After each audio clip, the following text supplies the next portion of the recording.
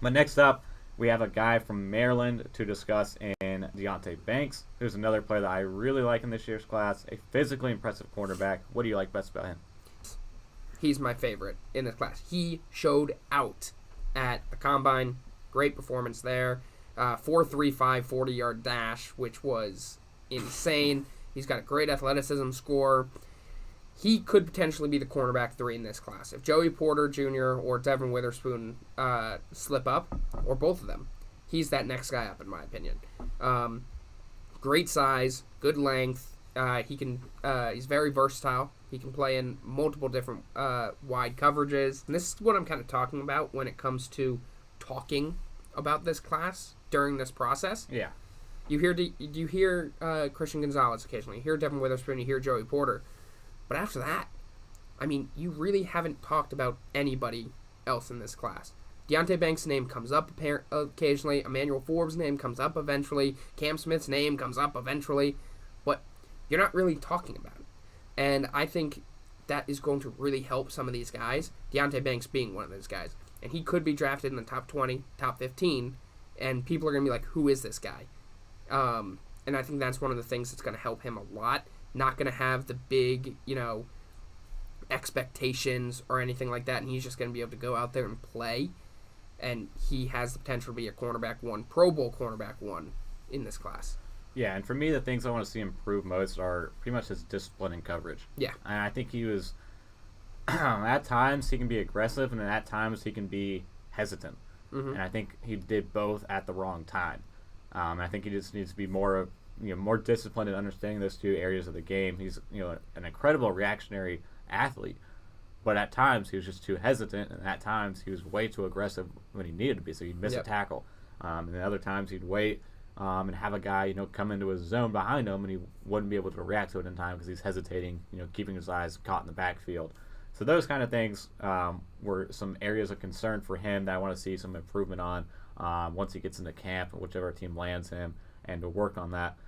So I think if he gets put with a good cornerback coach, maybe some good cornerbacks already in-house, I think he can be a really good cornerback too. I don't see the cornerback 1 upside with him, but I think late in the early 20s, there's some teams with some good cornerbacks already on the roster where they can add Deonte Banks as a very good, very competent cornerback too that they can build on into being a future star of their defense.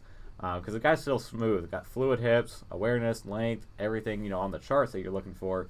And the other thing as well, he had a great combine testing and has great scheme versatility as well. And you look at this combine here, he scored a perfect 10 at the combine. Yep. Perfect 10 RAS score. Height was a concern, but a 4.35 40-yard dash, 1.45 10-yard split, 42-inch vertical. Everything was off the charts for him in terms of his athletic profile. So it's just the stuff you would fix that is easy to fix with him. Which offers a lot of upside as well, but it's just whether or not you can get those fixed in his game. Yeah, and I think that's why a lot of scouts are high on him. And I think that's why, going into this process, no one was really thinking about him as a first-round pick. And after that combine, everybody took a second check and looked at this guy and was like, all right, his biggest weaknesses are things that can be fixed fairly easily. Yep. These are things that by the end of the season, he could end up being, the potential cornerback 1 or an elite cornerback 2, no matter what. But if you can fix those things, go into a good room with good veterans, a good cornerback coach, I mean, the sky's the limit. He has everything you need to be a top corner in the NFL. It's just a little bit of tweaks in some areas, and he'll be fine. Yeah. So we'll take a look at the film on Deonte Banks and what we're going to see. 618 snaps this year on the outside, only had 37 in the box, didn't really play in the slot at all this year, so primarily outside defender again. But again, just some of these plays we're trying to take a look at is when is he being too hesitant, when is he being too aggressive at times, and understanding those two things within the defense.